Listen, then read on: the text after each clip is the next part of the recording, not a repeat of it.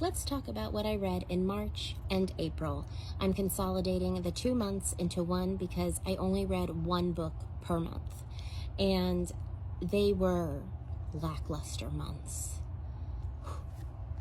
As usual, it's one physical book and one book on my soon-to-be obsolete 2011 Kindle. But first, March's book was on the Kindle, and it is An American Princess, The Many Lives of Aileen II by, I'm going to assume it's a version of Annette van der Gil. It was translated, and I'm so sorry to have butchered any of that. I downloaded it as an Amazon Prime free read, as you probably suspected, on April 13th, 2018. And I read it from February 24th through March 16th. Now, I made a boo-boo. Probably when I downloaded this book and then when I chose this book. I can't speak for 2018, Melissa, but I can speak for 2026, Melissa. I thought this was historical fiction, but it was nonfiction, and I have nothing against nonfiction, but it's just not what I was anticipating. And let me first read what this book is about before I get into what went on in my brain. It says, born to a pioneering family in upstate New York in the late 1800s, Aileen II was beautiful, impetuous, and frustrated by the confines of her small hometown. At 18, she met Todd Hofstetter at a local dance, having no idea that the charmer she would impulsively wed was heir to one of the wealthiest families in America. But when he died 12 years later, Aileen packed her bags for New York City, and never once did she look back. That's it in a nutshell. There's another paragraph, but it's enough. So when I was reading this in the beginning, I was like, man, there is no dialogue. There is no he said, wow. There is no he said, she said, nothing. And it was coming across as just like it was trying to copy the style of classical literature. And I was getting put off by that.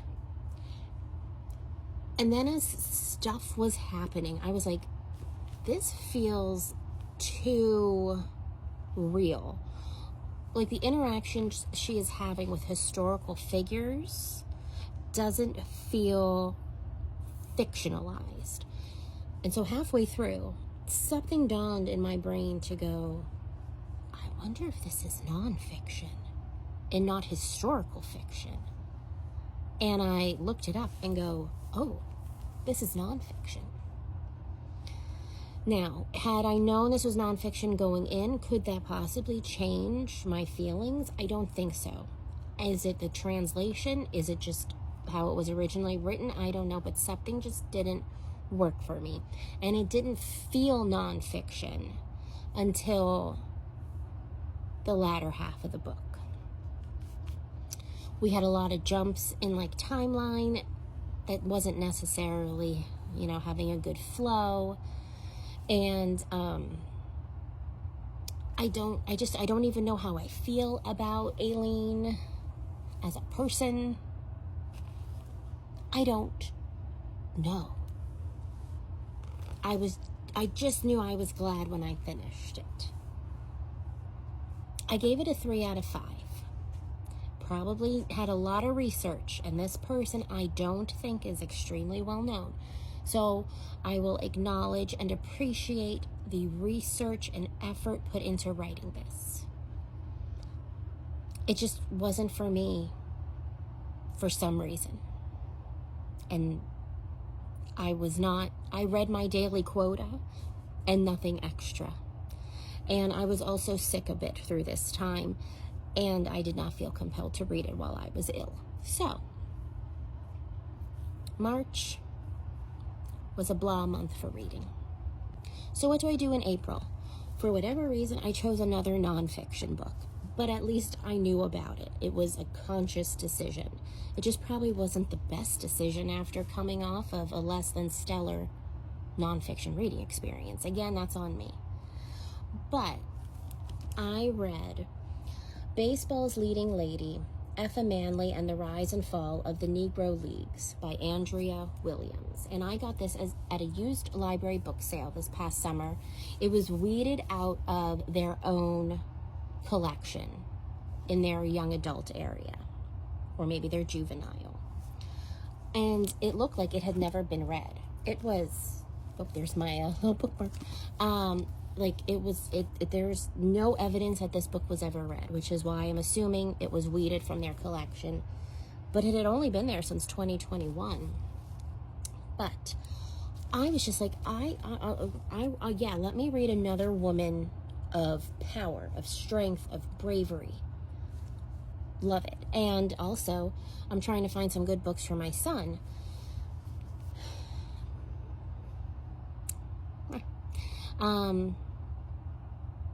Okay, what it's about. Activist, competitor, trailblazer, and the only woman inducted into the National Baseball Hall of Fame. Before Jackie Robinson broke Major League Baseball's color barrier in 1947, black athletes played in the Negro Leagues on teams coached by black managers, cheered on by black fans, and often run by black owners.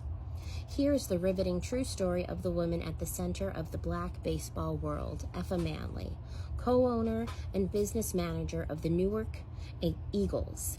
Elegant and gutsy, she cultivated a powerhouse team.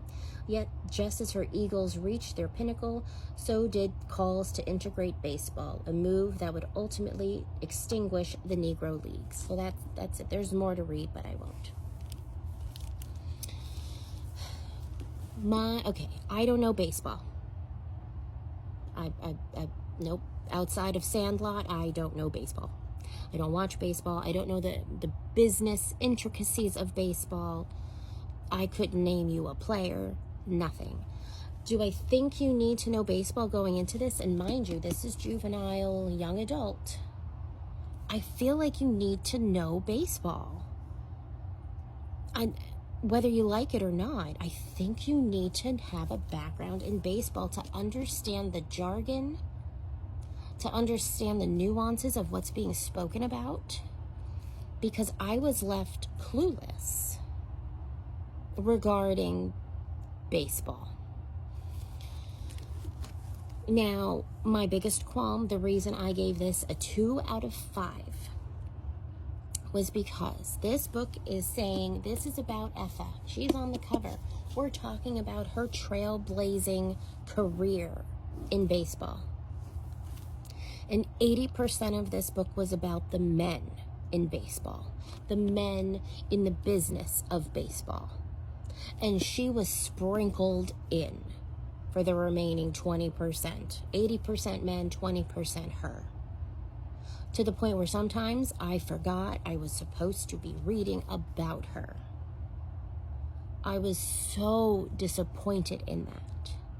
And I have no idea if anybody else noticed or feels this way. But if you are talking about a person, they're on the cover, they're in the title, this person needs to be the predominant figure you're reading about. And especially a woman of color in a male-dominated field. I want more of her. I'll stomach all the baseball business talk if I can get more of her. But pages and chapters would go by without a mention of her.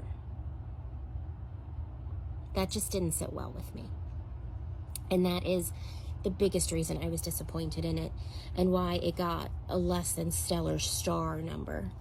I read this from March 17th to April 4th. I read my quota and moved on with my day. And I was disappointed. 2 months in a row of disappointment.